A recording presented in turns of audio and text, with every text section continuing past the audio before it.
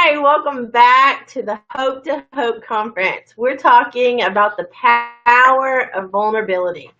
I am so excited about this next guest. My cohort in crime, I should say, Dr. Cassandra Bradford Wilson from Genesis Solutions, Preferred Solutions, is MIA today because she's getting some award because she thinks she's special. And so she can't be here with me doing the fun stuff, but we'll talk about her. That way she won't want to run out on us again. Just saying. But we have someone amazing to talk to. We have someone that I dearly love, and I think that she is one of the most awesome people I have ever known. And her name is Dr. Mildred West. Dr. Mildred has done everything in her power to get out of this interview. I just want to tell on her for a second. We're going live, and she gets up and runs, and she says, well, she has to go get a pillow. And then she's got to go put some more lipstick on. And then she is not sure. Can we just make this 15 minutes? Dr. Mildred is an incredible speaker, but she kind of runs from her calling sometimes. And we have a special guest that I'm super excited about, too. Oh, and I guess I'm Kim White from the My Sexy Business team, by the way. Mm-hmm. But somebody that I'm totally in love with, that you have to know, we have a little history together. Just a little. I've been grounded from him before because I can't keep my hands off him. You spoil him. Oh, my goodness. So spoiled. It's minimum. So I will show you what you can't see on the camera, but meet Biggie. Hey, look at the camera. This is Dr. Mildred's grand puppy, who we spent a few days with Dr. Mildred. A couple of months ago, and I was threatened not to get to play with Biggie anymore because he was so rotten when I left. But how can you not just want to hold this little fluff ball? And so he is a sweet dog. He's sweet. So if your sweet daughter Robin is watching, I just want to tell you thank you for sharing Biggie with us today because, oh my goodness, I need a Biggie. Look. Hey, Biggie. He's a ham, too. He likes to get great. But Dr. Mildred is incredible. She has done some major things in her life that she just gets quiet about, and she gets all humble. But the truth is, she's pretty impressive. She has a doctorate.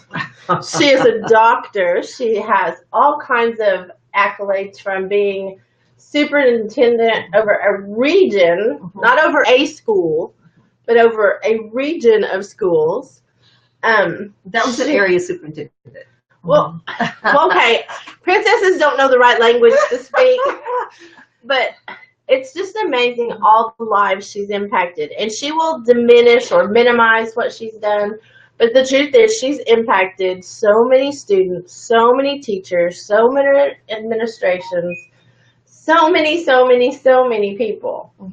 I just want you to take a minute, because I know you don't like this, but I want you to take a minute and tell us something about your vulnerability that's turned into power, because you are a powerful woman.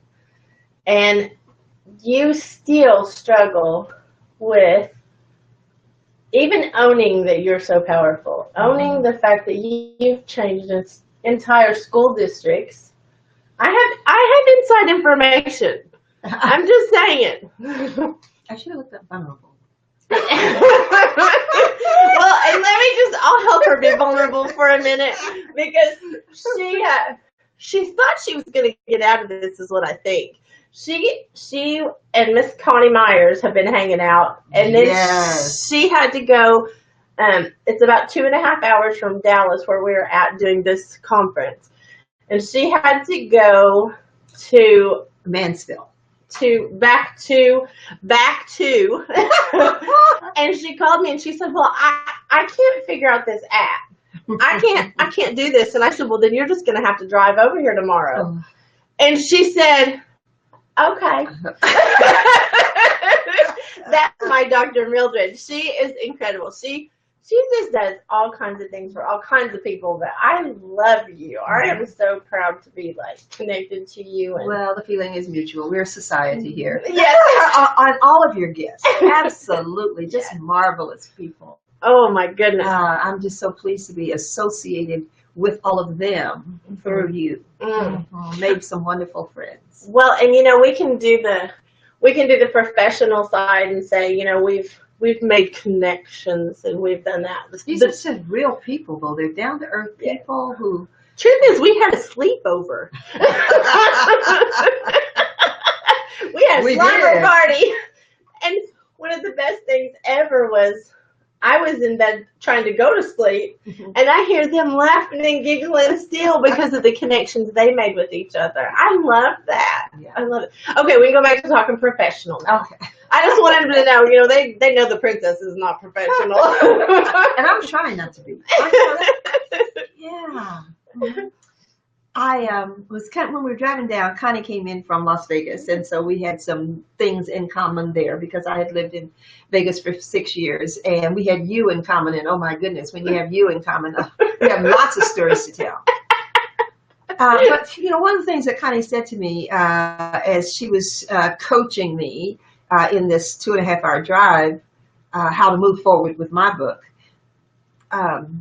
she said, well, you just have to be who you are. Mm-hmm. And the question to me, myself, is, do I really know who I am? Mm-hmm. And that is because I've been in school since I was 6 years old. Mm-hmm. So you're in elementary school, and you go all the way through the public school pieces, and then you go to college, and then you start teaching. So now you're back in school, and then you go to all the conferences where you become a better teacher or an administrator.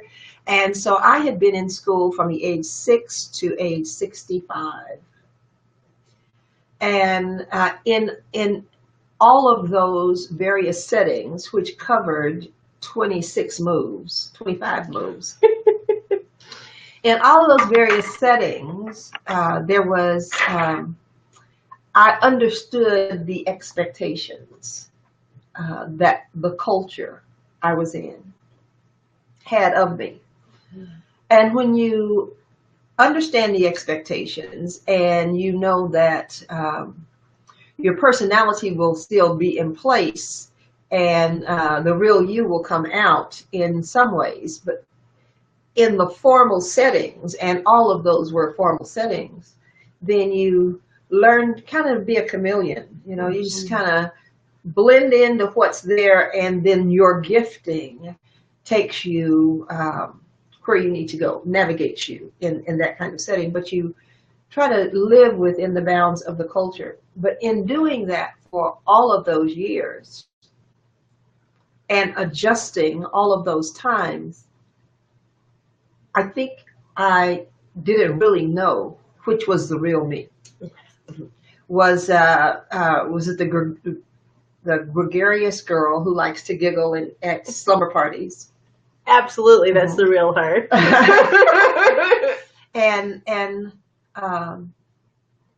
if that's the real me, how do I adjust now after having played this role for so many years? How do I relax into myself again? And as I work on various projects, the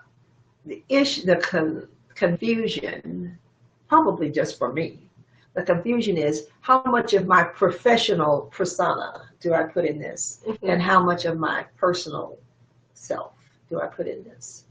And when I think more about putting my personal self in it, it really takes me to a high level of vulnerability, because everybody who knows me or who has known me, except for a few close friends, only know the professional side of me. And I enjoy that respect. I enjoy that the expectation that I am a leader and that I will step up to the plate and lead. But sometimes I just want to fall back and be silly, and it makes you pick and choose who you spend your time with. Yes. However, in those settings, those have always been growing settings for me. And so I like to learn and I like to grow. And what I'm finding now through my connection with you, Kim, and all the wonderful people that you've introduced me to, that you can be silly and learn too. Mm-hmm. And I say that with utmost respect. You can just be yourself and not have to be that classroom learner. And that's what I was, a classroom learner. A capacity test. Okay, here's a vulnerable piece. I have a dear friend, Dr. Shirley Sprinkles. She and I went through the doctoral program at the University of Texas in Austin. Capital THE University of Texas. All other universities of Texas are regional universities. This is the flagship university. Now that is a paid political announcement. Because that is what they teach us, and that is the first thing that they tell us when we enrolled in the doctoral program. You are now at the university. Anyway, so we went through 2 years of classes together. Dr. Shirley and I did. And so many theories that we learned. And each professor, of course, has their own way of doing whatever they do. And you have to learn to interact, so you learn to do what that setting calls for. But Shirley was a conversationalist extraordinaire. As a matter of fact, when Shirley started to talk, eyes would start to roll and say, oh, how long is she going to talk? But I was absorbed in everything that she was saying because she had such a grasp of understanding the different elements and the different theories and then overlaying them to see how they all fit together. Mm-hmm. And in her conversation, she talked about the theory of this and the theory of that, and that's the we'll pull in the theory of this. And I sat in those very same classes with her, and I don't remember one of those theories. I do remember one. But I only remember really one theory. So every time I had to go for an interview or got ready to make a presentation, I'd have to start digging through my theories, or I'd call and I'd say, Shirley, this is what I'm going to be talking about. Now, what theory should I bring in this? And she would always be there for me. So what I am finding now that I'm retired is that I am embracing some of those theories more dearly. And it's like, finally, the light comes on. They were supposed to help me through my career. And that light bulb never came on. Now that the door is closed, all the lights are on. I'm happy. I love it. Well, we talk about this all the time. Like my sexy business team talks about this all the time. That we are not everybody's flavor. We are not, because I am silly. No, don't think I am not hardcore, because if you've watched any of the videos, most of them are telling on me. I'll just say, most of them have told stories on me. Because I believe in people, and I do press that. Dr. Mildred has so much to share with the world, and I won't let her rest. I won't let her, not come out with it. Because there are millions of people that need to hear what she's got to say. And so I do press her. But I am a fun flavor. I do believe in working hard. Yeah. But I also believe in having a really good time while you're working hard. And we had this slumber party. It wasn't even a party to have a slumber party. It's because we're here with the Hope to Hope conference. But the fun part about it is the connections that were made, the work that got done, and giggled the whole time. That's congruency. There is a congruency there. And you are you're fun. Everybody might know the stern side of you, the lecture side of you, and I know you. And I think that that's important, that people don't get stuck in that, being afraid somebody's going to find out their certain way. Yeah. Because that was one of the things I had to decide. I remember a moment in time that I had to decide if I was going to fit in and do what everybody else was doing, or if I was going to be myself. Yeah. And it was really hard because I knew I would not be received by a lot of people. But I even want to thank my haters. I want to thank those that have tried to harm me because they don't like the princessness of me. Because even they made me better. They make me better. And you, my friend, are a princess as well. You are so fun, and you have such, one school district, I don't know how much you can, there's one school district that will never forget Dr. Mildred, because she was called to do some things there. Yeah. And it took you going into that place to do it. It didn't take someone else. Right. Because a lot of people wanted that position. And yet God opened that door for you, a job you didn't apply for. Absolutely. That was Kendleton Independent School District. Kendleton is a small town about 30 miles southwest of Houston. Houston, Sugar Land, Rosenberg, and then this little town, Kendleton. Kendleton is a freedman's town. And not having been a buff of social studies, I really didn't know what a freedman's town was. I knew what a freedman was because, thank God, my ancestors became freedmen. But Freedman Town is a town that has been established by freed slaves who have now gone through the freedom process. And the freedom process being the Emancipation Proclamation. And it is a process because even though a person on paper, you may be free, and society may consider you free, you still may have chains. So they were going through the process of being freedmen. Mr. Kendall was there, and he wanted to take care of his slaves. There were some good slave owners, and there were some slave owners who were not. Mr. Kendall wanted to make sure that his slaves were taken care of, and so he broke up his plantation into parcels and sold those parcels, I think 50-acre parcels, I'm not sure about that amount, but large parcels that would be sold to his slaves. And in that selling, I think they could not ever sell that property. It had to remain in their family line. And so and he sold it to, $1 an acre, we'll just say, $1 an acre. But they were slaves and had no money. Mm-hmm. So the people who could buy, who could pull $1 together or who could pull several dollars together, ended up with a lot of land. And of course, that was around the 1860s. And a little later. And of the slaves that were freed and purchased that land, wherever their little house was, the little road that led to their house was named after them. So there is King Street. Emmanuel King was on my board of trustees.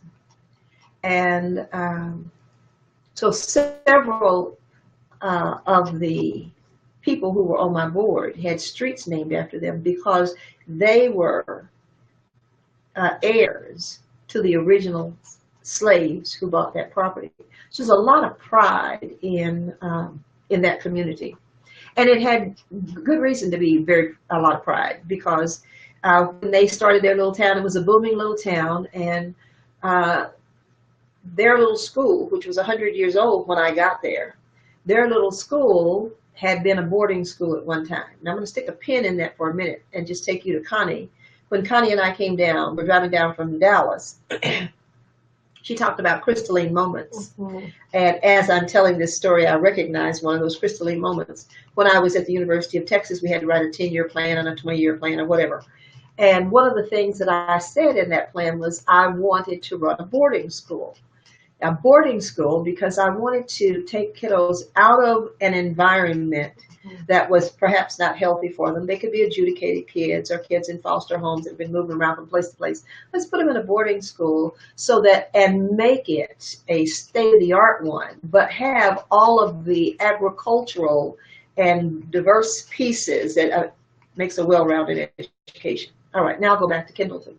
So in studying this school as I went for my interview, I found that it had been a boarding school. So here I am going to live out part of a dream as a boarding school. It was no longer a boarding school, but it had been. It was a very small school, and I had unofficially retired from public school education. Dr. Nolan Estes, who is a dear friend and mentor, had been the Undersecretary of Education for the United States in the Lyndon Johnson administration. So he was over all of the elementary schools in the nation. And he was my personal mentor from the University of Texas in Austin. So he calls, and I've not been in public school education now for a couple of years. I left San Antonio, retiring, so to speak, never signed the papers, da-da-da-da-da. So he calls and he says, Mildred, what are you doing? And I was working for Jerry Savelle at the time. Learned so much integrity from Jerry Savelle and the running of his ministry. And the Believers Conference is going on right now. The Believers, yes. He's probably there. Yeah. Mm-hmm. So what I was doing for Jerry Savelle was I was writing his Bible correspondence Bible school curriculum. He would teach a lesson on video, DVD. I would take those DVDs and turn it into curriculum. So now I'm on the last chapter of this particular correspondence school package. And the name of the book that I had to read, and you had to read books for each chapter and write test questions and stuff, was Position for Promotion. I didn't know what I was going to do there at the ministry once the curriculum was finished. I was director of correspondence school, but you know, that's loose when in terms of I was really writing the curriculum.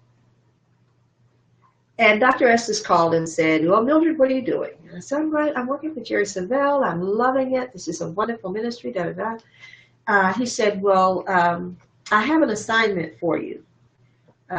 What do you think about applying for, throwing your name in the hat? They were the headhunters.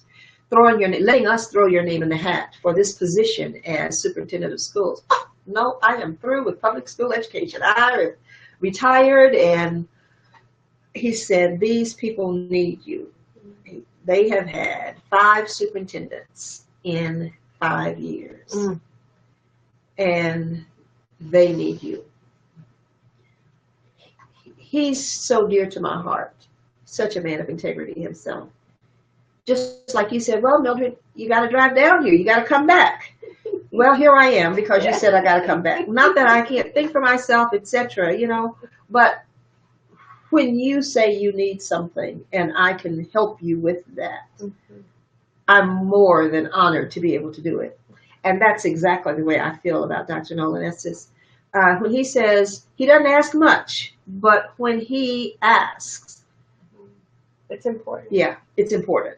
And having had the experience that he had from the White House all the way down, if he's asking you to do, if the president is asking you to do something, then most probably, if it's in your power, you'll try to do it if it aligns with your philosophy of life. And Dr. Estes never asked any of his students. We were a cohort of about 20. He never asked any of us to do anything that I heard that did not align with my philosophy of living. So I go to Kindleton, and they call and they say, well, we got several people to interview, and which slot would you like? Would you want to be first? You want to be last? You want to be in the middle? I said, I want to be first because I want to set the standard. And so they allowed me that. And at the end of the interview, he said, well, we've got several more people to interview. We expect to make and I said, for what? why are you interviewing other people? I am the person for this job. And where that came from, I don't know, except I felt that comfortable with the role that needed to be played there. And as the Lord would have it, I got the job. And I say as the Lord would have it because He is the one who promotes. Mm-hmm. And He puts people in places for specific times. And I could feel the thrust that that was my time to be there. So it was a wonderful experience. I was there 4 years as superintendent.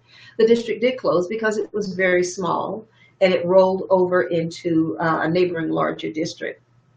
But when I went there, it had been low performing for 4 or 5 years. And lots of variables when it comes to the Texas accreditation system. But the long and short was it stayed low performing for a variety of reasons for 3 years. But when we closed, when they took that test the last year that that district was open, we closed academically acceptable. They had been unacceptable for a number of years. So they closed, even though they were closing. Yes. They were performing. They were performing at the level that the state says they should be performing. Mm. We were so absolutely proud of them. So absolutely proud of those students. But in the closing of the school, I think therein, what I was supposed to do for students, I did for students through teachers and through professional development. I have a very dear friend, Millicent Clyburn in Chicago. She and I had worked together in Kansas City, and she is elementary school principal extraordinaire. I love that. I've used that 2 times, and that's the first 2 times I've used it probably in 15 years. But we like extraordinaire. Oh, yeah, I like it. I think it's going to become one of my words because the people that I'm meeting and interacting with, they truly are people who are extraordinary people, walking in purpose. And Millicent was definitely walking in her purpose. And I was so impressed with her. When I was in Kansas City, I was assistant superintendent for curriculum and instruction. So she was not my direct charge. I was not in charge of principals there. I was in charge of what principals let their teachers teach in their schools. So Millicent had been an outstanding elementary principal. And so I say this only to say, the students became academically acceptable. The school was academically acceptable because of the good work that the teachers did. Mm-hmm. And the teachers did good work because they had good professional development. Millicent was a person that I had called in from Chicago, Mato Serrano and his wife, Mr. and Mrs. Serrano. Mr. Serrano had been superintendent in Fort Worth, and his wife was outstanding elementary teacher there. So when I say the school was academically acceptable, or when I say anything that I've accomplished, it's not that I did it on my own. I had some magnificent people, some magnificent friends that I could call on, and I knew them personally. I knew their strength academically, and I knew the successes they had experienced, and they brought those to bear right there at Kendallton ISD, and Dr. Shirley Sprinkles was one of those as well. But so that was one thing to do there. That was to get the school academically acceptable. But in light of the closing to roll it over into a larger district, which was truly for the benefit of the students, the closing was a new experience for me. And some wonderful people who had lived there and worked in that district some 20 years, some maybe even 20 plus years. There was one little lady who worked there, two who worked there.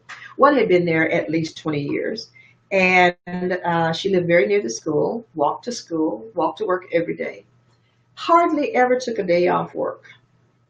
And she was bringing a little paycheck every 2 weeks. That was ours.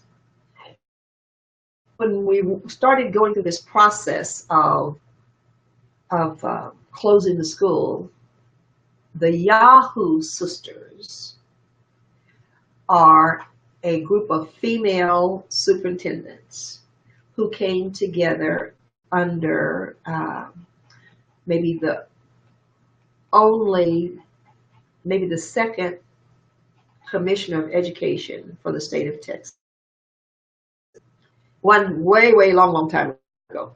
But she was a superintendent. She became commissioner of education. I think it was under the Ann Richards, or soon after Ann Richards' reign. And she was the commissioner of education, and there were so few women superintendents in our state that had over 1,000 districts. So few women superintendents that she wanted to pull us together so that we became a sisterhood for the information that the good old for years, and help each of us understand the problems that we were going through and brainstorm on how they could be solved. So in business, that would be called collaboration. And that is amazing. That part is amazing, that you can come together as women. Yeah. Because women are catty. Mm-hmm. But to kind of take somebody special together. And she knew the need that we had. So this little group, some members of this little group, when they knew my district was going to close, Mildred, call us, let us know if there's anything you need. So every time something came up in the process of closing that I did not have clarity with, I would call one of the Yahoo sisters, and I'd send out these people have been working here for years, how are they to be? And it led me to a policy that's been with the district for 3 years, and you have this much sick leave left or this much vacation time vintage. And maybe if you've been there 20 years, you got 100% of your daily rate for X number of those days unused. Well, the long and short of it is the little lady who'd been taking home just a little over $500 every 2 weeks got an astounding check because she had not taken vacation. She had been there and been loyal to the district. She wasn't the only one. There were about 6 or 7 people who were able to capitalize. I've got all these vacation days. I've dedicated my time and my energy to this school. Now the district is closing. What's going to happen to my vacation days? Yeah. And when we worked out in that last month, it closed officially the last working day of June in 2010. And the regular pay days, as I said, was every 2 weeks. So then people who are employed in education can prorate, and most of the time they do, their earnings for the year. They can prorate it so there were the checks to be distributed in the summer, but the district was going to be closed. There were the vacation days to be accounted for, but the district was going to be closed. And so the accountant, who was an outside accountant, who was a Region 4, is the district we were in, the region we were in. Our finances were handled by Region 4 accounting office. And it is the region in the state of Texas. So we knew everything was going to be done right when that district closed.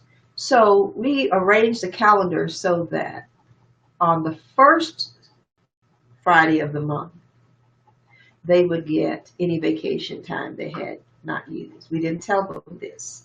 The board approved, and the region, but we didn't tell the employees this. So this was going to be a surprise check for them. The first week they got the unused sick leave. The second week they got their regular paycheck. The third week they got any money that accrued, that would have been accrued through the summer, pulled it back in because it had to close with the books. The third, they got all of the checks that they would have gotten in the summertime. And the fourth week they got their regular check. So here are people who are not going to have a job. The district is not going to exist anymore, and we'll talk about that a little bit in a minute. They are seeing that they are not going to have a job, but they get a surprise check on the 1st. And when those checks went out, direct deposit on Friday. On Monday, I love this part. the little people, when I say the little people, I mean the sweet people, the gentle people. They came to my office one by one, very private. They said, Dr. West, can I talk to you for just a minute? Yeah, come on in. I knew that the money was there. They said, I got some money in my checking account. I got a lot of money in my checking account. I haven't touched it because I know it's a mistake. I know it's a mistake. And it was my pleasure to tell them that their loyalty to the district through those years was compensated by a board policy that had been in place for years but never had to be used, because it was a policy that said, if in the event of financial exigency, if the district is closing, that's when this policy is going to be used. Well, the district was never closing before. It's a one-time thing. And so they were just humble to no end. And we laughed and we cried and we celebrated, each one individually, because they all tiptoed in. It's probably about 10 people, just about 10 people, who don't use their vacation days. And it just made them so happy. And we didn't tell them then about when they would get their summer check. Well, 2 weeks later, here they come again. Next minute they go back to something else wrong. Something else is wrong. So I know that I was put there. That's when you recognize a calling. I knew I was in the place that the Lord wanted me to be at that time. Yes. Because I just don't believe anybody else would have taken the time to dig through policy and find, I'm probably wrong. We always think, somebody would. But I know the Lord called me to do it. And I know the grace that He wanted me to do it, and the dignity and integrity that He wanted those people to feel. And I want to say this too, that Dr. Cassandra and Roz say this all the time, talking about relational currency. Mm-hmm. That was relational currency that you had that sisterhood to go to. Absolutely. To find out that policy existed, because the truth is those people would never have known. Mm-hmm. The district could have closed. They never could have been compensated. It would have just been over. That's right. And had it not been for your relational currency, your relationship, your connections, they would maybe have never gotten anything, because nobody else was going to dig. Yeah. I mean, the district, and I'm not saying anything about the education system, but there are ways to give away money. That's They're right. just not. They're looking for ways to pull it in. And so for you to have the heart that you do to serve, all those students' lives were different because now they're acceptable. Now all of these staff members have gotten this huge financial blessing. And I know the third part is, yes, on Friday, they leave having no idea that on Monday they have jobs. Yeah. Let me just mention that just a little bit. They did. When it closed, they knew they had jobs, but ordinarily they would not have.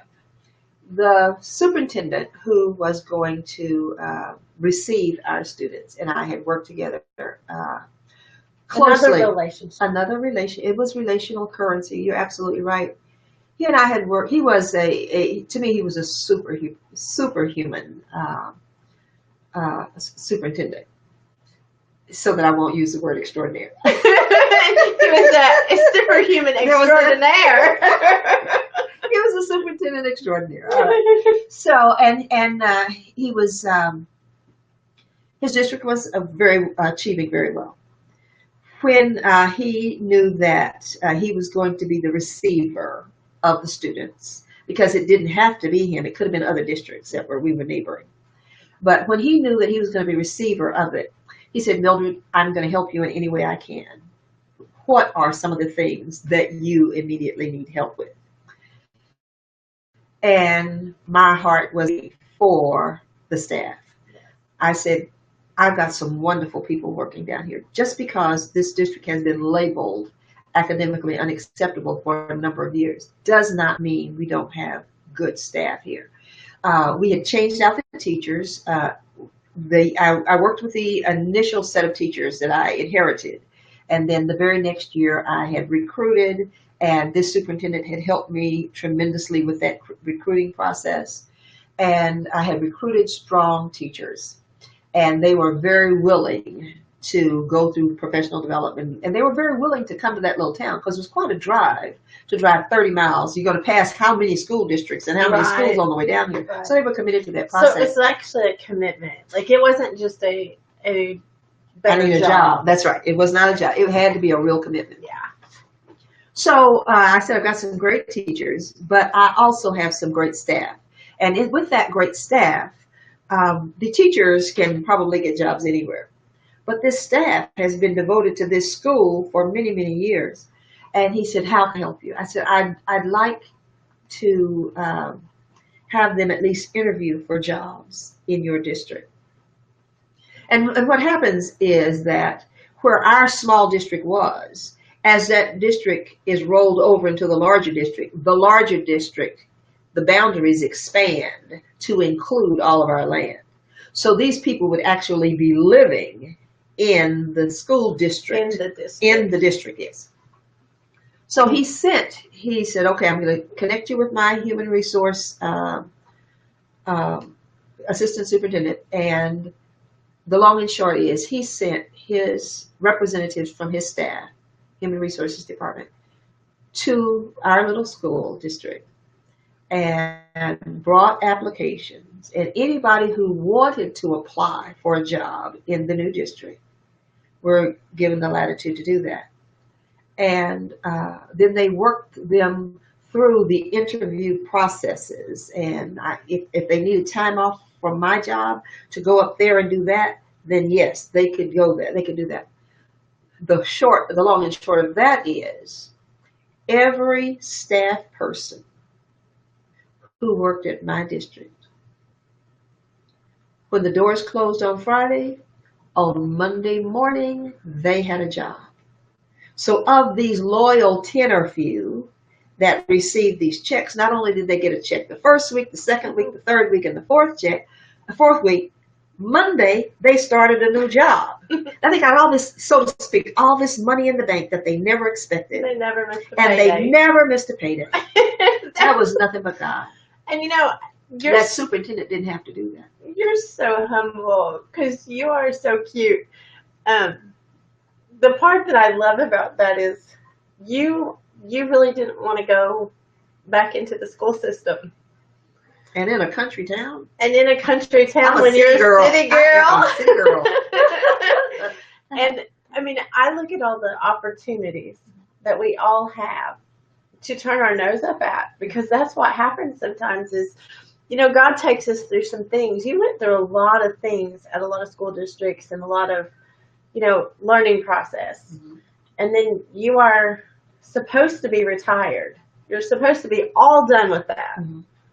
And then God says, well, not yet. Mm-hmm. Not yet.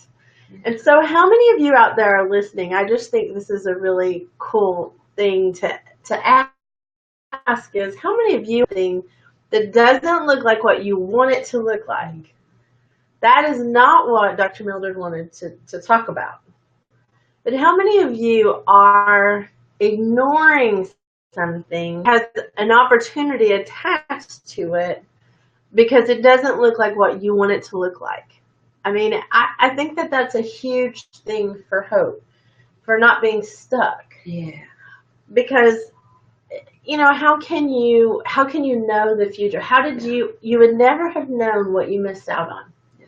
You would have never known that you could have impacted all those people, because if you hadn't shown up, it just wouldn't have had the same outcome. Hope is an amazing phenomenon that crosses the lives of everybody. Without hope, my people perish without a vision, and that vision gives you hope. Yeah, the vision gives you hope. And I think that when I enrolled at the University of Texas in Austin, and Dr. Estes came to visit the school where I was then a high school principal in Fort Worth, he came to my high school to interview me, and it was a lot of big interview process for that program. But one of the questions that he asked was, what do you hope to be, and what do you hope to accomplish in your life? And I wanted to influence lives.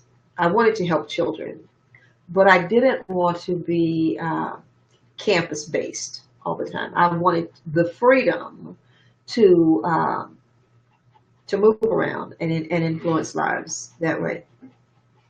And he said that at the university, not only would I be able to prepare myself to realize that hope, but that I would be prepared at through the executive level program, and that I had for myself would emanate, and I'd be able to move that into the lives of so many. Not only would I have my little campus there in Fort Worth, which probably had over 1,000 students and maybe 100 teachers, but what he said was true, because later I became, by the grace of God, the area superintendent in San Antonio, and I supervised 43 schools. That's 43 schools, not 43 classes. No.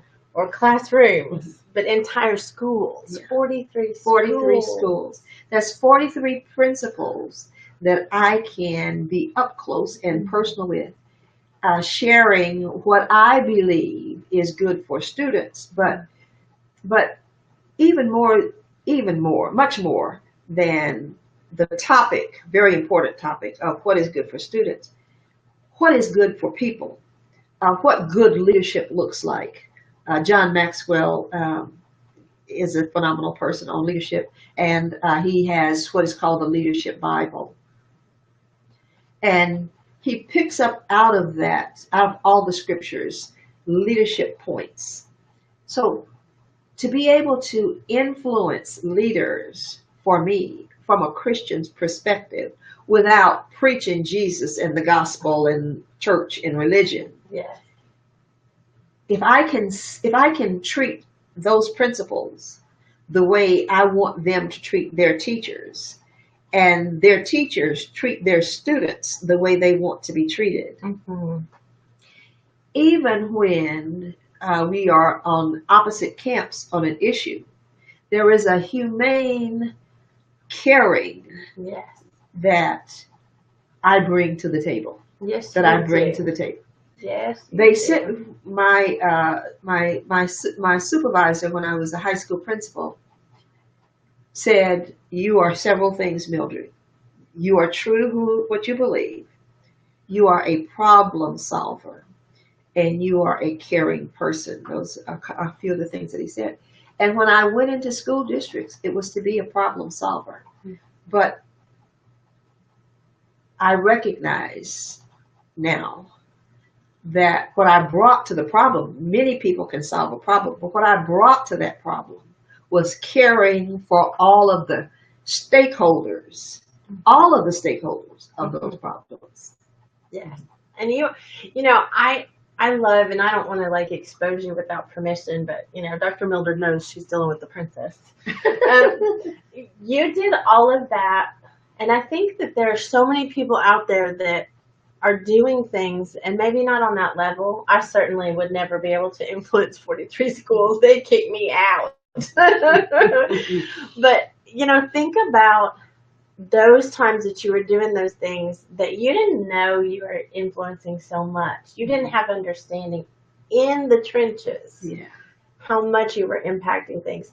And think of all the times, because we've talked about this, of you feeling like you weren't even worthy to be in that position. And I mean, I think that that's a big part of your story, is that doing all those amazing things, you didn't feel like you were superwoman. You didn't have that. You didn't have that understanding at the time how much influence you had. You didn't have the understanding at the time you were the one chosen to do those things. And I think it's important for people that are listening to understand that they're questioning, you know, Lord, this looks really big. Yeah.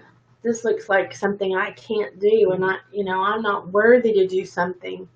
And then yet you're exactly who he picked. not only do we feel, and I'm sure our audience does from time to time, not only might we not feel worthy of doing it or even capable of doing it, sometimes we don't even want to do it. You know, this sounds like work. That's me. I'm like, I don't know. Well, let's just jingle right along. We'll just jingle as we. I sometimes I don't even want to do it because it's work. I mean, because it was going to require long hours. Many times, Sadie White, Mrs. Sadie White, was my secretary in Kendleton, and her husband was dying of cancer. Still, she would come to that office just as professional as she could, as if she had no problems in the world. And when it was time for getting ready for board packets, board meetings, sometimes she would be at that office from 8 o'clock in the morning, and I would be there sometimes from 6:30 in the morning because I had to meet some of the buses. Wow. And we would be there until 1 o'clock at night, working on board packets or having board meetings.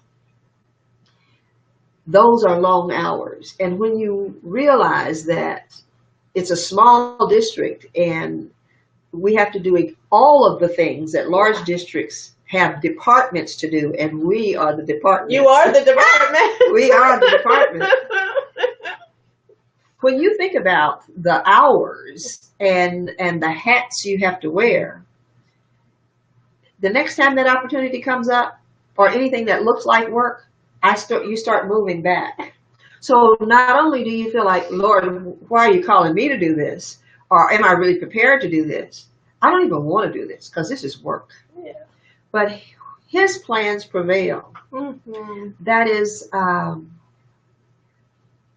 in my 26 moves and all of the plans that I've had along the way, I truly learned to be flexible in those because I want to be exactly where I'm at. Mm-hmm. And all of my little grand plans, Mm-hmm. if they align with what you want, Father, I know you're going to make them happen. But if they don't align with what you want from me, scrap my stuff. Yeah. Change my mind. Change my want He to. gives us the desires of our heart. And many people think that, oh, I desire this, so he's going to give it to me. But I look at it a different way, and that is and put in there the desires.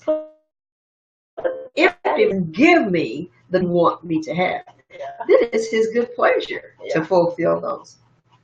Well, but you were obedient. You know, that's another thing. I want everybody listening to really think about where they're at and if they're stuck thinking that what they're doing doesn't matter, or think about that they're not worthy, or they think about, you know, just all the things we can do to ourselves, because it's really that's self-inflicted, self-sabotage, and we are all guilty of that.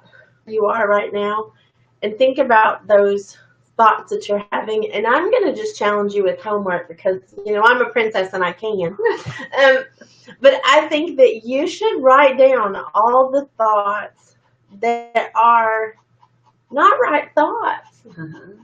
Write those down and look at what God's word says opposed to your thoughts, and start doing things to change those thoughts, because we win or lose on our thoughts and our words. And I think that, you know, Dr. Mildred is just a tip of the iceberg with how she is and who she is. I'm telling you, this woman is one of my dear friends, and I'm so proud of you, because I know this is not your favorite. Absolutely not. You speak so eloquently, and I don't want the world robbed of your wisdom, because you have so much wisdom to offer. And I just, you know, I appreciate her coming today and being with us. I appreciate the you know, just the vulnerability that she'll share those things that were that she didn't want to do something. You know, I think that that's the thing is when you look at leaders, a lot of time you look at them like they were born doing that. They were just born, you know, they came into the world and they always owned it and they always just this and they always, but I don't know any leader like that. Well, I'm just capitalizing on relational currency. Part of the vulnerability for me is if I'm seen as the superintendent or the CEO or the leader, dare I say that I don't know? And therein comes the collaboration piece. Just for me to say among other superintendents, hey, you guys, I've never closed a school. I don't know what to do. You know, Yes. You open yourself out. Oh, no wonder the district is failing. She doesn't know what to do. Exactly. Well, and you had to get past that thought, though. Yes. You had to get past that because that You don't almost have to know everything. no. God puts people in place. Jesus had 12 disciples, you know. Yes. And even when he sent them out by twos. Mm-hmm. And so we're not in this alone. We are all human. We have the same frailties, and our Satan goes to and fro, seeking who can. There's a weakness in us someplace that he wants to dig into. But when we recognize what that weakness is and tell him, I know what my weakness is, and I'm going to get me a support team to help me work me through it. Exactly. Then that defeats his purpose. Exactly. And you know, I know that we're talking about school districts and superintendents, but it's really the same.